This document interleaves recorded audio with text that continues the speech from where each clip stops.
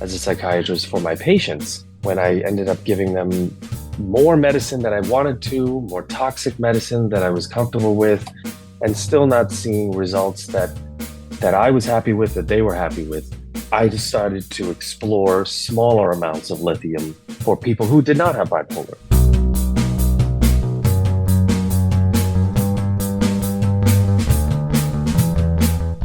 Hello and welcome to another episode of Bunny Hugs and Mental Health. I am your host, Todd Rennebaum. I appreciate you tuning in. This week I'm speaking with Dr. Sudhir Gadh. He is a psychiatrist in New York City, and he is a big advocate for the use of lithium, not just for mental illnesses, but for just daily supplements, of course, at a lower dose. And he explains why and how and all that stuff. And little did I know, you can actually just buy lithium. But he explains it a lot better and like I said, how and why. And since you're listening this week, you may as well listen next week too when I speak with Skylar Roth. He's an incredible young man. He's I think he's 24, 25 years old, and he ran across Canada. He just got up and ran. And he did it all for mental health. He did a bunch of fundraising, and he gave that money to the Canadian Mental Health Association, which then went to, probably all types of really wonderful causes. It's unfortunate why he chose mental health as a fundraiser. He had lost a couple friends. They took their own lives when he was younger in high school, and he talks about that. He talks about his journey going across Canada and, just a bunch of other great stuff. He's just a really great guy and a really great conversation. And we've been chatting ever since, him and I actually, off and on. So I made a friend. Speaking of friends, why don't you tell your friends about this podcast? I think there's a lot of really wonderful episodes that I think a lot of people could relate to, maybe get some help from, and just, feel like they're not alone. I'm not just trying to toot my own horn here. I think this is a really important podcast, and I think a lot of people could get a lot out of it. So if you're enjoying it, or you think someone else might enjoy it or might get some out of it, please share it on your social medias, or at least just tell somebody about it. That would be much appreciated. Real quick, I just want to say hello and thank you to all the people that came out to the live event and the live podcast last week that I did with Big Daddy Taz, stand-up comedian. We spoke to about 300 students, and they were wonderful. They had amazing questions. So that episode with Big Daddy Taz live, that's going to be coming up. I think I might even do it as a bonus episode, in the middle of the week sometime. He did a little bit of a talk and a little Q&A, and I asked him a few questions and stuff. It was really, really great. So I want to say thank you to Taz. I want to say thank you to the Lisas and to Corey and to all the volunteers and people that worked that night or that afternoon at the theater, Cheryl and Kathy. Thank you so much. Okay, back to this week's episode with Dr. Sudhir Gadh. He actually has his own water company, I guess. It is called Third Element Water. It is water with, it's like a powder juice kind of thing, and there's some lithium in there, so you get a nice little lithium drink. And you can check that out at Third Element Water. But I digress. So without further ado, I give you Dr. Sudhir Gadh. I guess lithium started history. Maybe I can say it that way, because at least what we know from the Big Bang, it was the first solid, the metal, that sparked the Big Bang. There was hydrogen, helium, lithium as the major three elements, and that's why it's the third element on the periodic table. So from then, I don't think we can go through the entirety of the Mesozoic and Paleozoic eras, but when we understand lithium for today is, a few things come to mind. One, it's powering the devices that we're talking on, likely, right? Lithium-ion batteries are the most plentifully used element in those batteries because it is plentiful, because it's powerful too. It moves electricity and it's safe. It's less likely to explode, and it's very compact. You don't need too much of it. So we know it for its power in batteries. In medicine, we've known it for its power to treat what is the most vicious psychiatric condition, in my opinion at least, and that's bipolar disorder. It has the highest rate of suicide.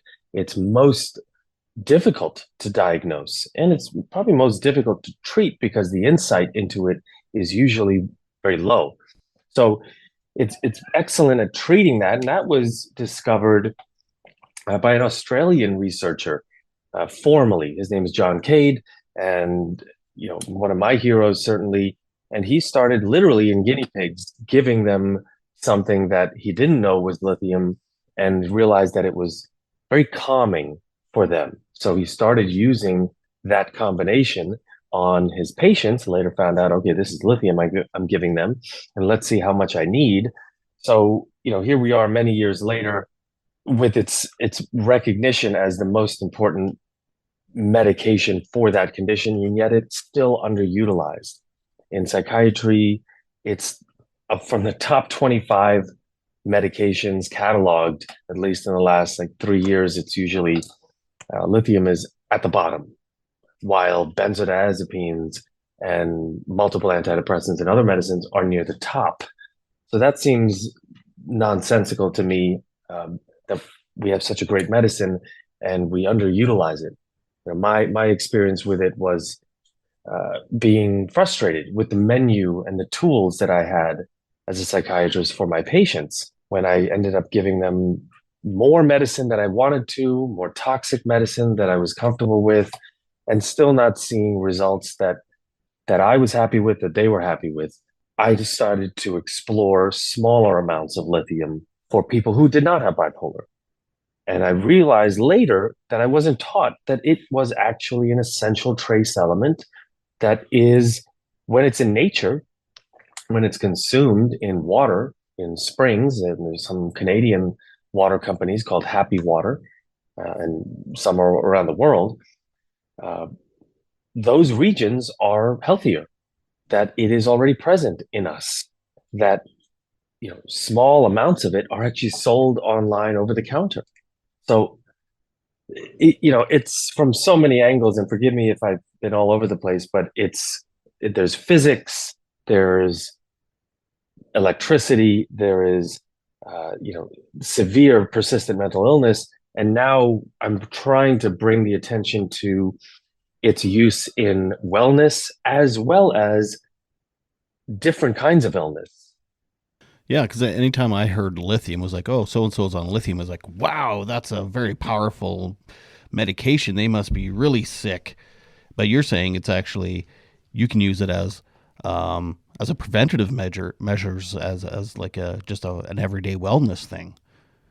Absolutely. I'm saying we should. Is that I'm assuming that's kind of a controversial thing, like with other doctors and stuff. Are you getting a little pushback from other people? Yeah, probably.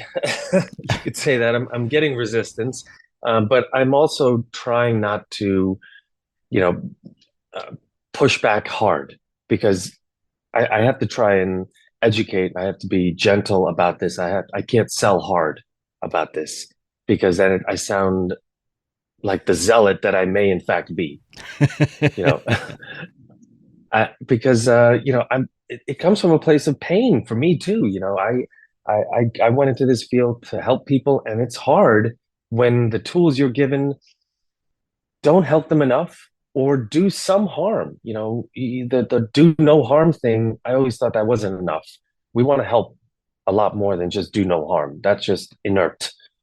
But I want to help people understand that there's a huge spectrum within the lithium usage that we're aware of that we can use. And there is more research coming out about it that I urge people to verify. Don't take my word for it. Don't think that, okay, just because this guy is publishing a few things, that he knows everything. I certainly want to know more and more. That I have a lithium water company. That's why I'm into it. No, there's plenty of places you can buy lithium. I just wanted to make the best that I can offer to my patients. And I take it myself. I wouldn't do this if I didn't take the exact dose that I recommend to my patients. So to give you an idea about the spectrum, right? you mentioned when someone's on lithium, you think, okay, that's crazy. They're zombified. They must be very unwell. So lithium orotate is what's available online. Lithium carbonate is what you get prescribed. That is pure and vetted. Lithium chloride is different, and there's other chemical forms that are in batteries. So elemental lithium, if we go from those compounds to just the amount of element of lithium, for bipolar patients, it's about 200 milligrams per day that they are urged to take, give or take, of course, Hmm. right? Take levels on it, and that can control very severe manic episodes, suicidal thinking, keep them out of the hospital, keep them as normal as anyone else. 200 milligrams. The amount that I recommend and take for prevention, for treatment, even at times, for substitution and help of certain antidepressants is 25 milligrams of elemental lithium, which is equal to 150 milligrams of lithium carbonate. And the amount that's in nutritional wellness products that we should need, that we should have every day, according to nutritional researchers, is 1 milligram. So one, 25, 200, Hmm. right? When I'm talking about 25 to 1, that's where I'm living, unless I see someone with bipolar. Hmm. So I take 25 milligrams in the form of the carbonate. I recommend one if you just want to try it online, and foods that have it, though that's harder and harder to come by because of soil erosion and water changes. Hmm. So should I dump a bunch of lithium into my water supply for my town? No, I'm kidding. Probably not without their consent, but you should dump it into your Brita. Yeah.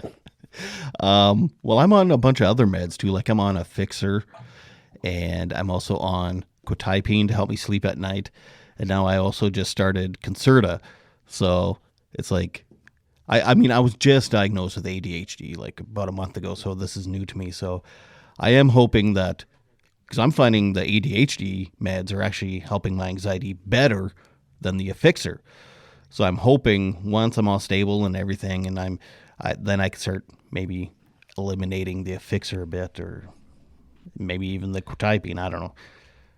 Absolutely. And I think, I, by the way, want to give you credit and I appreciate being here because I have read what you've written as well and how you've kind of opened your heart to people and are helping a great deal of people in what you've written in children's books, but also in talking about this very openly and physicalizing it. That's something I do frequently as well when I even talk about lithium in the brain. Hmm. But Oh, well, let's thank bring you. it to you. My pleasure. And, it's an honor, really. The things that you mentioned, and my first paper was on lithium in addiction treatment, and I went into this addiction treatment setting, and I said to them, "Look, I have a theory that if we treat three specific causes of addiction, we will be helping 85% of our patients do better than if we didn't."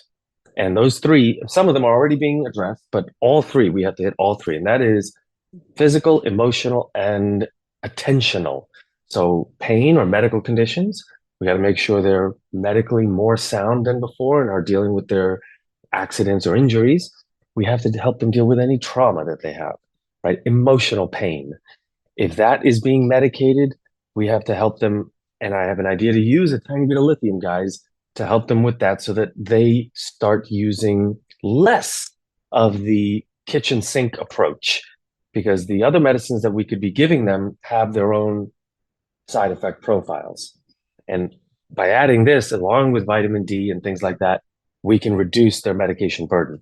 And finally, the attentional, that so much of addiction is from frustration of their own improvement in their life, their own ascendance, their own impulse control, their own beliefs that they are either lazy or, you know, uh, unintelligent or rude, or have character flaws.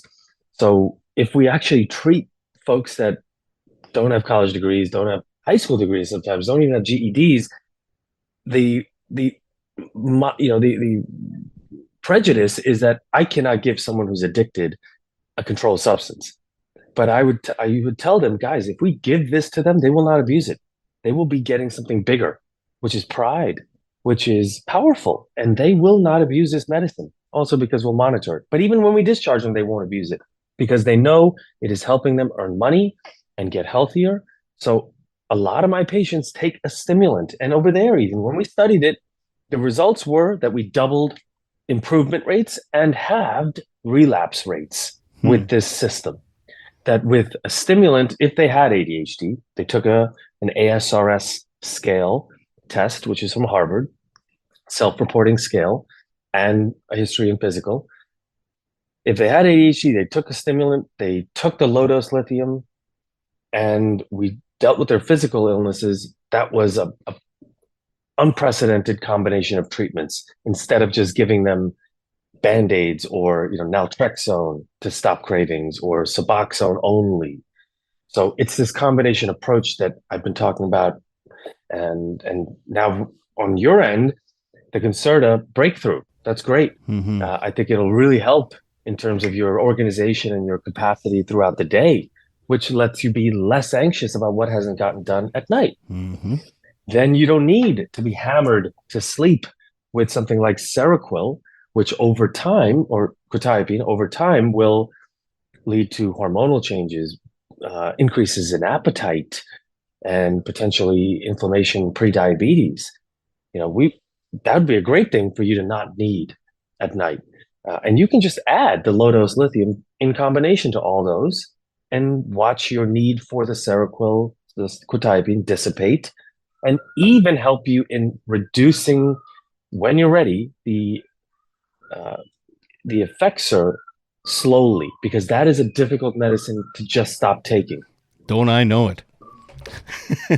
I've Zap sensations and yeah, whatnot, right? I've gone off it before, and I've even just tried lowering my dosage before, and it's like, is this withdrawal, or is this anxiety because it's anxiety, or am I physically um, you know dependent on this now? Like, yeah, it's a real mind mess. But one thing about the addiction thing, I think you could almost throw a fourth element of spirituality in there as well. But that's neither here nor there. Um, I'm in No, recovery as that's an well. important one. That's an important one that I you know start with those screening tools, right? But Right, right. I don't say that you have a deficit of God in your life, but You can maybe of guarantee Dr. that. God, but then I certainly talk about the purpose, right? And changing your legacy. So if you've come from a background of pain and emotional pain and trauma, and you know what this is like, then part of your obligation is to displace it less to not just your own progeny, maybe, but to yourself, Hmm. right? And that in itself is very elevating. It is, yeah, Uh, yeah. It's hard to be spiritual when you're miserable. Yeah. um. So I'm going to bounce around all over the place too a little bit. So, um, okay. I noticed. So our brains are basically electronic devices, and you said that lithium is used in a lot of electronic devices. So, um, there is a bit of a connection there. Like, it does kind of, I don't know, make sense, I guess. Yeah. I mean, look, the way I explain it to some patients is I physicalize it just like you did in that book, right? And Hmm. sometimes daddy cries. And I say, look, if you go have a trauma on your arm, it swells up. There's energy that goes to that spot. And if you traumatize a person, energy goes to places in the brain as well. And it stays there, right? The amygdala, the hypothalamus, the thalamus, the hippocampus, that ring, and especially the amygdala, that there's two little almond-shaped nuclei, which are basically traffic intersections, mega cities of electricity, dead center in the brain. Hmm. They light up. They are charged. They're more ready to be vigilant because of the fear they just experienced. And so the electricity stays there, especially if it keeps happening.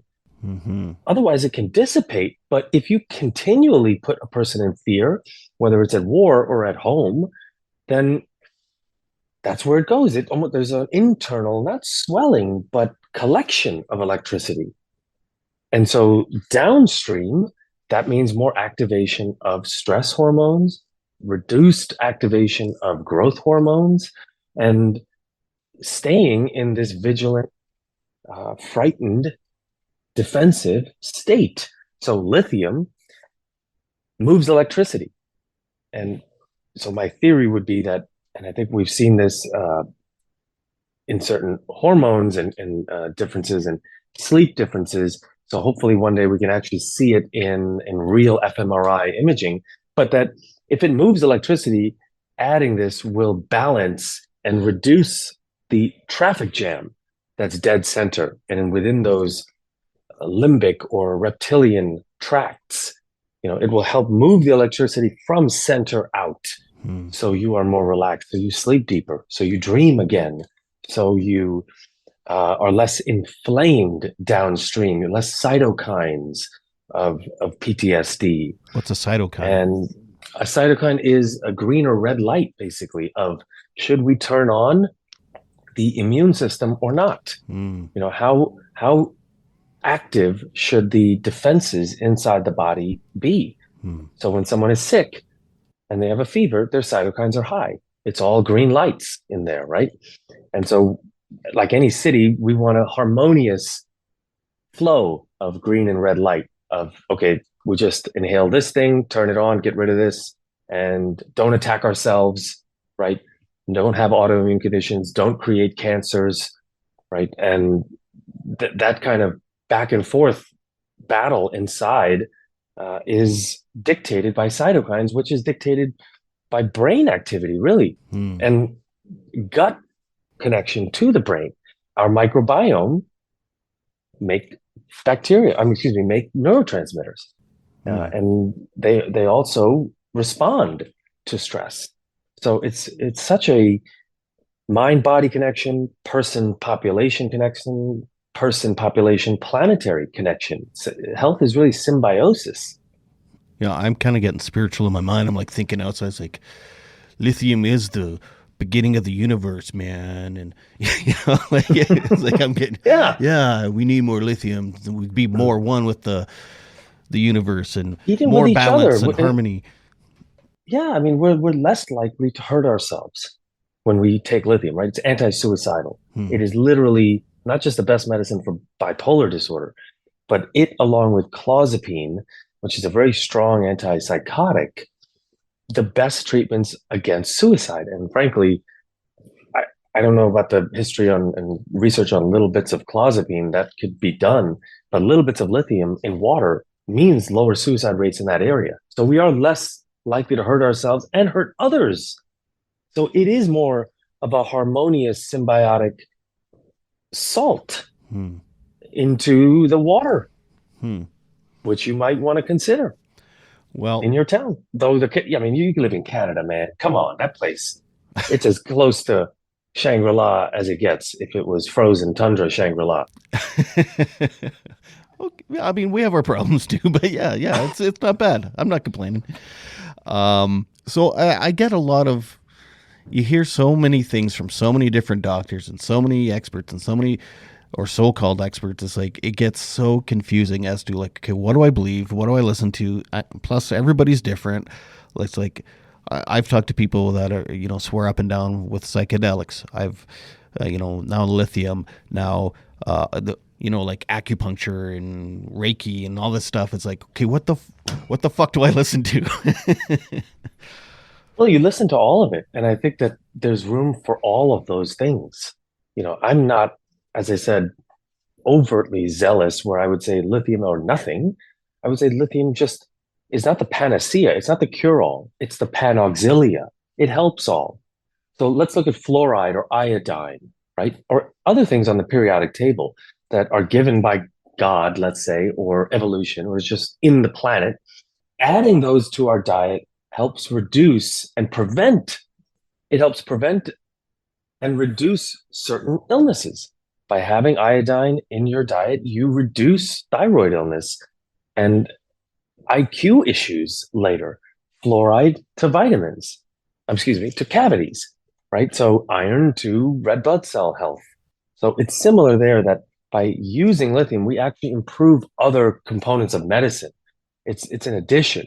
And we're seeing it now in terms of dementia research, cancer research, and COVID research, infection research, which I've participated in. I'm happy to tell you about.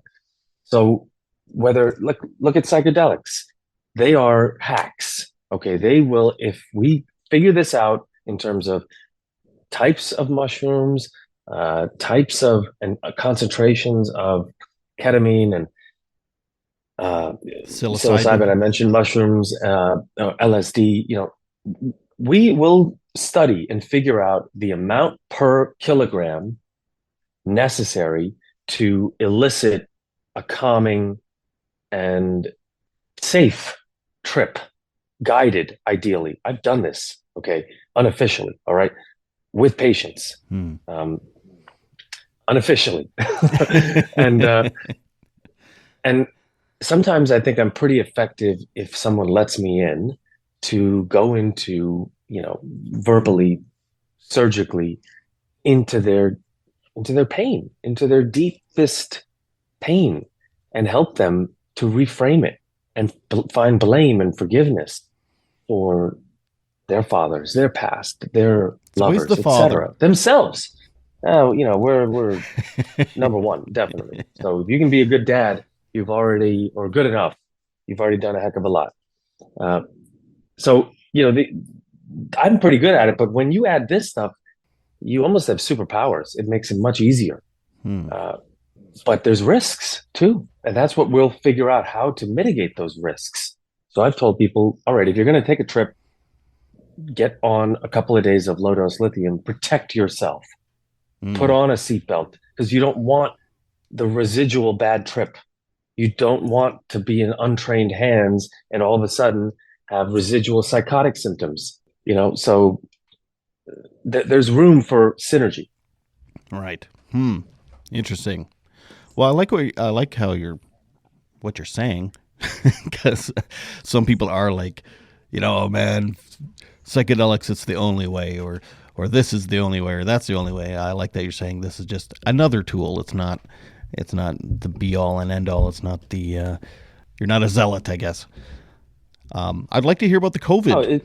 Oh, sorry. Well, yeah. so you can finish your thought and Yeah, then. the COVID, no, let's talk about the COVID because that's so important right now. And it's not just about COVID, it's about what help do we have against viruses, right? How do we help a human being fight against something where even the antibiotics that we have are very effective if they are used appropriately, and even those are becoming diminished in effectiveness overall.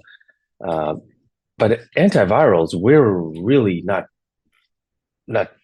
equipped with. Our tools are not that sharp, and we've seen it around the world that if you've gotten this super flu and it remains a super flu, but we now have our vaccines and we have natural immunity to help us with that. But it was in the beginning, depending on your age, it was either a 20x flu or a 5x flu. I mean, a flu in itself is not fun. It debilitates, it knocks you out, causes weight loss, and just can kill people, obviously, at certain ages. And so this was a very dangerous situation. And what I said was, okay, we certainly want to protect people and find some middle ground between safety and freedom. But before we get political and public health, I said I got to keep pushing on this lithium component now in the treatment center where I work because it has effects on HIV. I've been using it for HIV positive patients for a long time, and there's research on that unfortunately is neglected because again, lithium is natural. There's no patent here. Hmm. There's no money to be made here, and that's so disappointing because we know vitamin D, vitamin C, fluoride, iodine, etc. There's no commercials for those either, but we at least acknowledge that and use them. And medicine has been so corrupted by money, right? So that we can't even see what's obvious. And I would give it to HIV patients and I'd say, look, here's the research papers, and we can do it on yourself. We can look at your viral load before and after, and it will protect you from the difficulties of being an HIV patient psychologically. So it was very helpful there. And I said, I got to see if there's existing research on coronaviruses and lithium. And there was. So I started to continue to push it. And I say, guys, we have to keep using our 150 low dose lithium to boost your immune system and boost how well it fights an invading virus. Because the cause of death was overreaction to the virus. Cytokine storm is an overreaction, so that you get all green lights in your body, and the flood of reaction to itself, your lungs fluid, your lungs fill up with their own fluid because they think, okay, let's just burn this place down. There's no rhyme or reason to the immune system in a cytokine storm. It's just fooled itself into attacking everything it can. It's just gone haywire. And that's what steroids were trying to do, is to tamp them down. But it's an ugly method it's almost like a nuclear option. And it still wasn't even working. It was working temporarily and then not. So, but with lithium, you get more fine tuning. You don't get a complete nozzle turnoff. You get reduction slowly, a few notches down of cytokines. And so I said, okay, it's working. Our patients, all of my patients, I've got about 800 that none of them died by using low dose lithium. And maybe it was just luck too. Then I said, I got to actually study this. And I talked to people in Spain. I talked to other places too, but they would say no. And the folks in Spain at their National Health Institute up in Galicia said, yes, let's do this. We'll take 2 sets of patients, 14 that are hospitalizable, literally at saturation rates of 93% or below, having trouble breathing, obviously COVID positive, and another 14 that are in the same state we'll give, and they all have bipolar disorder, right? So it's no big deal to them if they take lithium at the normal dosing. They'll be willing to take it. Maybe some other people wouldn't be. But what ended up happening is the 14 we gave lithium to for only 1 week, 300, 600, and 900 milligrams, they all got the same treatment, usual COVID treatment, all 28 patients. But the ones that got lithium in addition, they were all discharged within a week. No long COVID symptoms. And the other 14, not so much. The other 14, 2 died. Half went to the ICU. Some still deal with long COVID issues. But what was most elegant, most scientific about this study was that Dr. Spuch, S-P-U-C-H, Carlos Spuch, brilliant guy, lead author on the study, myself, MIT folks, an array of individuals in Spain, is that we saw the cytokines, all 18 measured cytokines, IL-6, IL-2, TNF, IFN, IL-10. Forgive me, I can't name them all, but that's okay. I don't know what you're talking about. No, I understand now. We saw them all dialed down with each dose adjustment. Every time we added a dose of lithium, they were dialed down here, not with the group that didn't receive it. So there's a connection here. It's not just association. There's a causation. The addition of lithium caused cytokine reduction, which allowed the body to more intelligently fight the virus as well as not fight itself. And I'll conclude with the poetry that if lithium causes you not to kill yourself psychiatrically, then it's remarkable that it didn't cause you to kill yourself medically either in COVID. It's a super drug. It's a mineral. It's right. It's not even a drug, man. Remember, it's natural. Yeah, it's true. But yeah, it is. Yeah. I have a friend that I don't know if he's bipolar, but he was on lithium anyway, and his dose was so high he was actually getting lithium poisoning.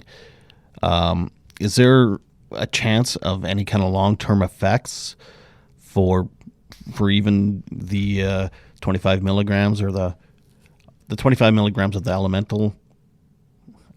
Or the 1 milligram. Yeah. Of the wellness version. Yeah. The short answer is no.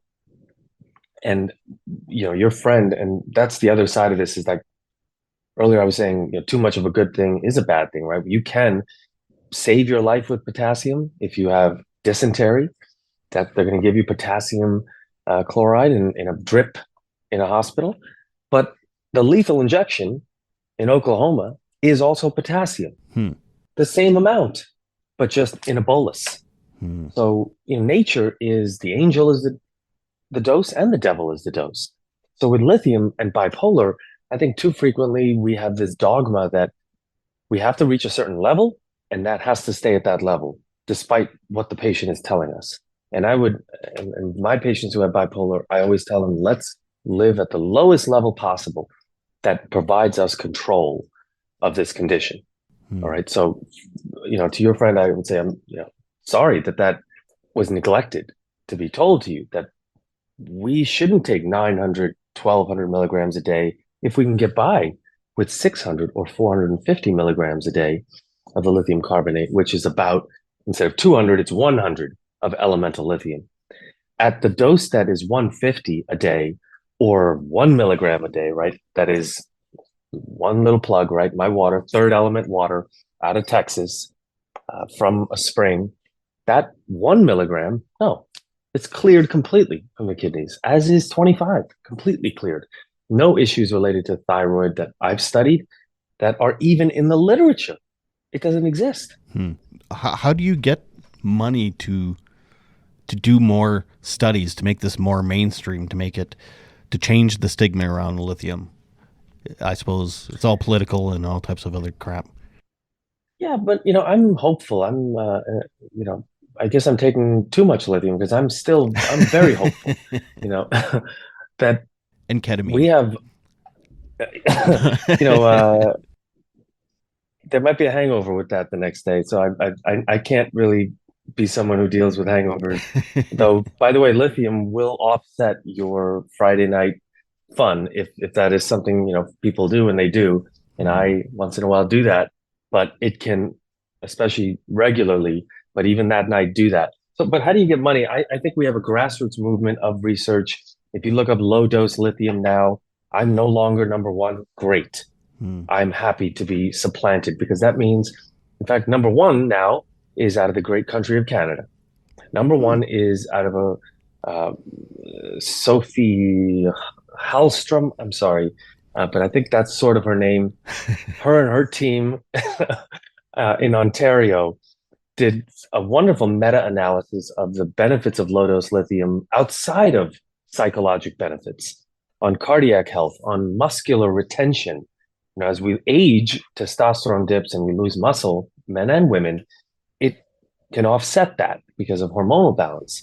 Hmm. So there's so much research coming out that I think that the governments and even nonprofits and charities and private individuals will be more open to doing smaller studies. I'm certainly talking to more people about this than I was a year ago or 2 years ago. Hmm. So I'm confident that we're going to see more and more research coming out. The NIH is funding on dementia research right now, so a lot coming out. Hmm. How about sex drive? Does it help that? But look, I mentioned sleep and testosterone, right? You did. This is really important because as we grow older, men and women have less REM sleep and they have less deep sleep. So they're both connected to how inflamed we are and how healthier our brains are. REM sleep is really for cooling and cleaning out the brain. And you probably know that when you have REM sleep, you're also in a quote turgid state, right? You're erect. And Hmm. that's why frequently when you wake up in the morning and you're erect, that's a good sign. That means you have just been dreaming. So it's not just That me. happens less. Okay. No, and it's a good thing, it's a healthy thing. Uh, and it's probably evolutionarily based too, because if we wake up in the safety of the cave, this is a good time to procreate before we go out and die from the saber-toothed tiger, right? So, but it will ensure more REM sleep, more balance, and that means more reproductive fitness. I think more testosterone, and less, probably less anger and stress and self-harm, which would offset those things. Hmm. Yeah, because you also mentioned it helps with hormones and stuff like that too. So when you say hormones, that's where my mind goes instantly. No, it's well, let's talk about, I have some questions for you, right, about how your book has been received and what kind of Oh, feedback you're getting from audiences and I'm getting what interviewed. you're hearing. Yeah, I mean, it's fun to be on the other side, right? I got a couch in here, but I like being on this side and answering the questions, and maybe you Right. should too. Right. So, You are a what is psychiatrist.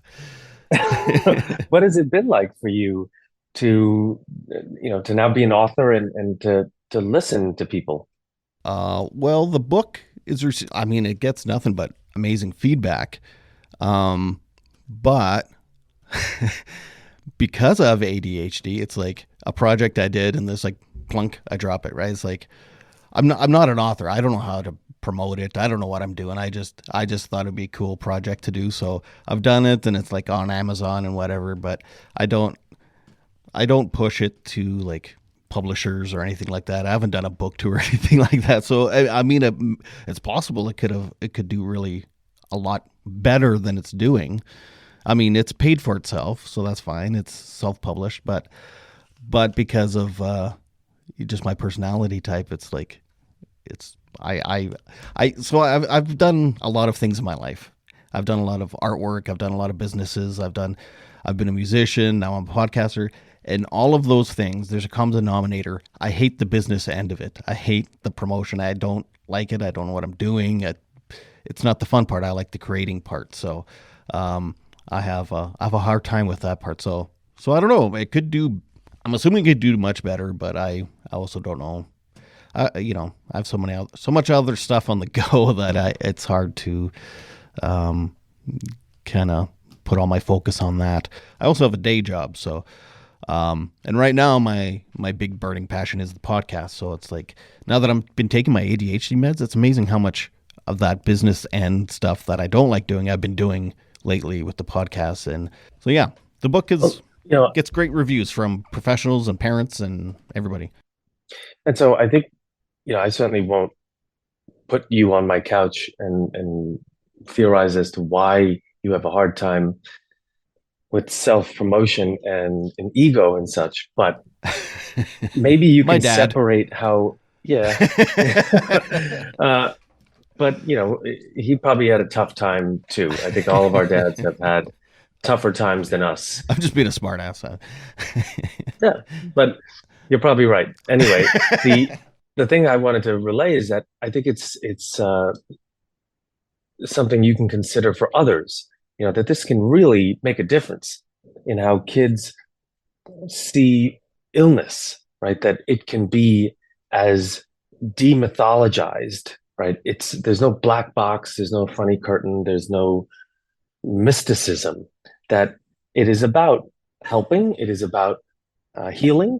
There it is. There it is.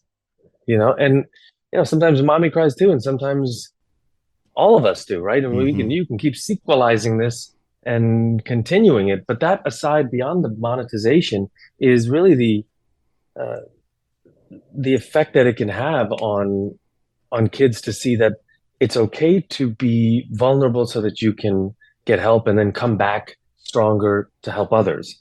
Just like when you fall, right? We know, right? We got to get back up, that it's okay to wear a brace, to put ice on it, right? But yet we see medicines in mental health, or something like a natural medicine, which ice is or lithium is, as strange and something to be avoided, and instead we just limp along, right? Imagine if we did that for physical illnesses, that no, you don't walk it off, right? Yeah, and then that's the old way. Instead, let's sort it out, let's figure it, let's heal it, let's come back stronger. Mm-hmm. We can do that, I think, with mental health, and I think suspend the fact that you're going to make a good deal of money from this. You can always donate that, but please don't sit on this. This is good. Okay, I'll try my best. That's like, oh, that's something I did a long time ago. That's like, it's Yeah, not even. no, no, But no. I mean, I still dabble in it a bit. Like I do some public speaking and stuff, so I bring it up, and um, it's also monetarily like it's expensive to get a kid's book printed. So to have the inventory there and sell, so like I'm always just telling people to go to Amazon because they print to order, and but it's not as effective of a sales tool, if they can't feel it, touch it, and have it there. Anyway, it's Well, that's what a publisher would do for you, right? And the middleman also is a man. They have to be respected. but it all costs money and takes time, and yeah. And I'm enjoying Well, the look, podcast more. there you go. The podcast is certainly a vessel, and I think um, I wish you well on that. I'm not like I'm the book isn't like shelved. That was a little pun there, but it's just it's not my main priority of things I push and do right now. But I would love to like have that my full time job. I'm also not an author, so I don't know what the hell I'm doing. Where other people, it's like they are a child's book author, so they've done this every time they do a book. They know exactly how to promote it and get it out there to people. And I had no idea, and it was self published, so I was just like, man, I'm doing the best I can, and whatever. Well, technically, you are an author. Well, yeah, You know, technically, yeah. right. So, and we've all written, right? We've all done that. We've all written in our own words and from our own hearts, right? Hmm. We text now with our own hearts. True enough. But to be paid for it, different story, right? And you have done that now, so I think you can own that. I mean, Oh yeah, I'm very I proud didn't of really, it. It's just I yeah. don't know what the hell I'm doing still. You know what I mean? Because I talked to there's another. I have a friend that her name's Laura Lawrence, and she kind of writes kids books around mental health and stuff. And she's like done 3 or 4 of them, so she knows what she's doing. This is what she really loves doing. This was just like something I needed out of me, and it was a one-time project I don't plan on doing anymore. And so I don't know what I'm trying to say. You know what I'm trying to say. I'm very uncomfortable with. I don't want that. You know what I'm trying to say. Well, look, I think uh, let's talk about ADHD for a second, if we can, then, Okay. because because what I tell patients, and when they're on ADHD medicine for the first time, I say, "Great, this is now going to help you maximize that 9 to 5 more than ever, right?" And this is also going to help you avoid other stimulants like nicotine, caffeine, sugar, as well as the medicines, or excuse me, the intoxicants later that medicate the frustration, like cannabis and alcohol and who knows what else. I've So been you're getting healthier. sorry. I was going to say I've been sober 6 years because I did have trouble with that. But Yeah, anyway. so I mean, it helps on both ends, right? That we become less impulsive eaters. We stop drinking coffee too much. That affects our sleep, or smoking cigarettes, and then we use those, more harmful methods far less as well. So no need to feel guilty or like that you're using something that is an amphetamine or so powerful. This is about leveling the playing field cognitively for you, so that you can do God's work. So you can do work that is more sustainable for yourself. And you can enhance that medicine with more organizing methods, more, self acceptance.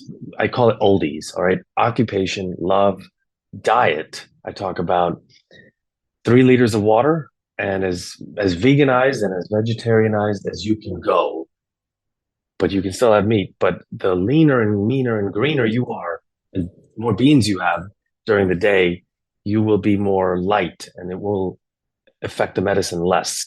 So you'll still kind of feel the potency of it. Because if you have spaghetti and meatballs at lunch on your second dose of Adderall or your Concerta, it's going to dampen the effect. Uh, Oldies, right? OLDI, intoxicants, and the internet. We mentioned the ones that I mentioned, but the internet is a big one. So screen time, scrolling and trolling and going to sleep with this phone. We need to be mindful of turning it off or leaving it away from us at times. Exercise, so cardio, intense lifting, stretching, kind of the endorphins that you get from there can be, it's an oil and fire thing with something like stimulants. And finally, sleep hygiene. So to be able to have sacred and respected sleep time, and see it as a gift, see it as a luxury, a necessity. All of that is going to enhance the ADHD medicines. Hmm. Interesting. Good to know. Yeah. I have been noticing a difference even with a lower dose because I'm just creeping in. I'm just playing with it now. Like, we're not playing with it, but like I just started it. But yeah, so and just noticing when I do take it and how much I get done and how organized and stuff I am, then that does boost my confidence. And then that confidence does make me think, oh, you know what? I should promote myself because I'm feeling confident about myself. So I should promote myself more and stuff. So yeah, it's been a real godsend, this diagnosis. So Look, and I think it's less promoting yourself, and I do this too, right? I think, I never wanted to be a self-promoting doctor, but I say to myself, the element will started me, it will outlive me. hmm, I've got to talk about this. That is the point of my life right now, right? One of the major points in my career is to talk about this, not to self-promote. hmm, I'm just a vessel, right? right, right. I will leave, but this will stay. The research that I can do, what I can write, what I can impart, and I hope to have some. I don't need many followers. I just need a few disciples, though. Hmm. I do need a couple of people who are ready to work with me on this, scientists and researchers and other doctors and providers that will say, okay, let me see if this guy's full of shit. And when they realize that it works, I'm not. They see the data and they see the stories. Then hopefully we can have collaborative research. Lithium and ketamine. Just lithium, man. Come on. But it'll ease the fall from ketamine. Right. Because it will be a fall.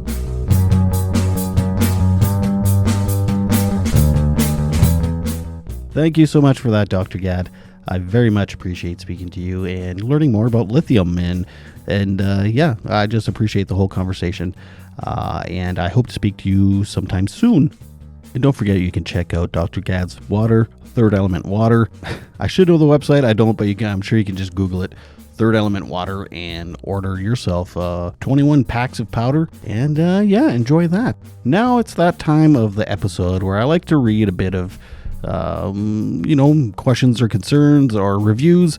There was a nice review that was written last week on Apple, and it's from the United States. For some reason, I can usually only see reviews that are written in Canada about the podcast, but I did see this one from the US, and it's from Amy C, and it is 5 stars. Todd touches on deep topics with a lightheartedness and totally relatable demeanor.